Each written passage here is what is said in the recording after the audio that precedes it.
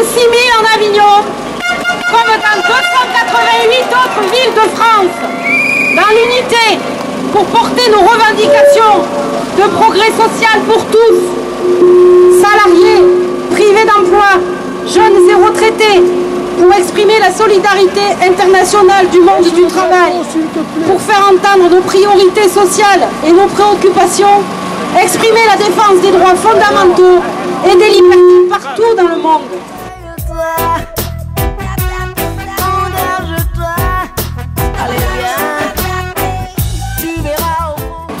Nous sommes réunis aussi pour faire reculer la xénophobie, le racisme et l'antisémitisme, à l'heure où l'extrême droite de notre pays séduit 17,9% des électeurs, et plus particulièrement dans notre département. Et nous pointons la responsabilité du chef de l'État dans la montée du Front National. C'est un coup dur pour les valeurs républicaines. C'est une voie dangereuse pour la cohésion du pays et la recherche de réponses favorables au progrès social. Nous continuerons ce combat contre les idées d'exclusion, du rejet de l'autre, pour le travailler et vivre ensemble. Ce combat nous appelle à être mobilisés, tous, nous les syndicalistes, nous les citoyens attachés à la République.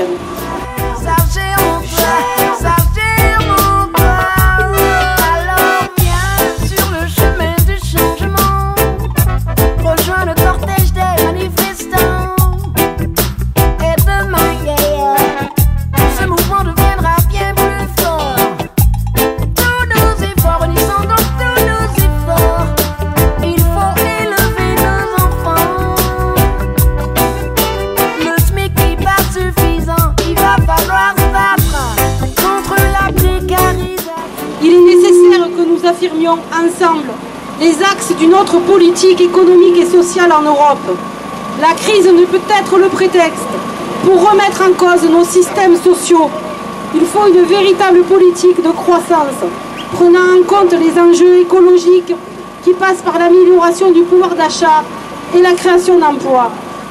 S'il y a un manque de compétitivité des entreprises, elle est notamment due à la rémunération excessive du capital au détriment de l'investissement dans l'emploi, la formation, la recherche et l'innovation.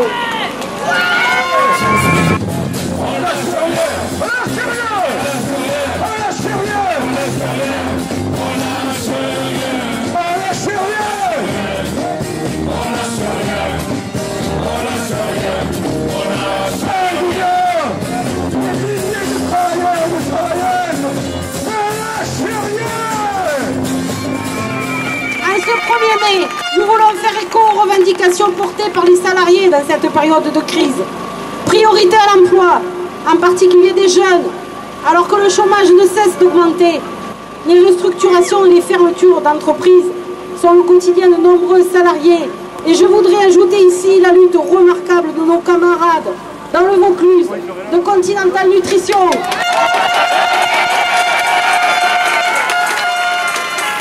Qui occupe leur usine depuis 96 jours. Et ce, pour ne pas laisser démanteler leur outil de travail. Nous voulons lutter contre la précarité qui touche un nombre croissant de salariés. Le chômage et la précarité atteignent des niveaux jamais égalés dans notre pays. Plus de 6 millions de Français vivent en dessous du seuil de pauvreté. Souvent des femmes seules, avec des enfants, des retraités. Notre département, je vous le rappelle, est le 3e département français en taux de précarité et le 8e en taux de pauvreté. Il faut que ça s'arrête. Nous voulons réaffirmer aussi la promotion des salaires, du pouvoir d'achat qui doit être une priorité. Triste bilan pour le président du pouvoir d'achat, du travailler plus pour gagner plus.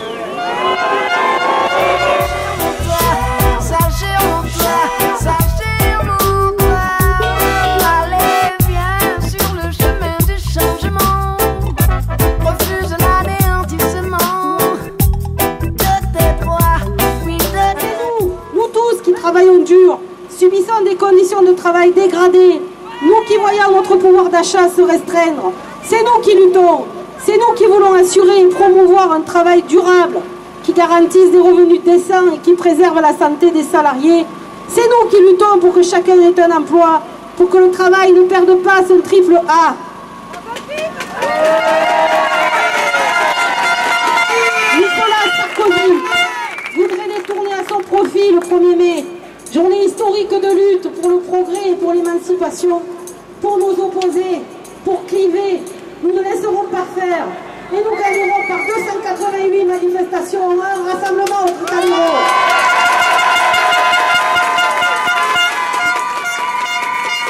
Le 6 mai, les salariés, les privés d'emploi, les retraités sont de nouveau appelés aux urnes.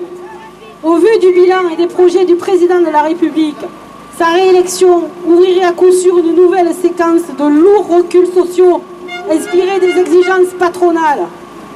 Nous réaffirmons le besoin d'une Europe solidaire, affirmant sa dimension sociale, ce qui impose de développer les droits des salariés et assurer des services publics de qualité, mettre un terme à la concurrence sociale et fiscale entre les pays de l'Union européenne qui tire les garanties des travailleurs vers le bas. Il faut une autre répartition des richesses et mettre un terme à la spéculation financière, sociale. Alors aujourd'hui, tous ensemble à Avignon, on le réaffirme. Il y a urgence à apporter des réponses concrètes aux revendications en matière d'emploi, de salaire, de services publics, de protection sociale.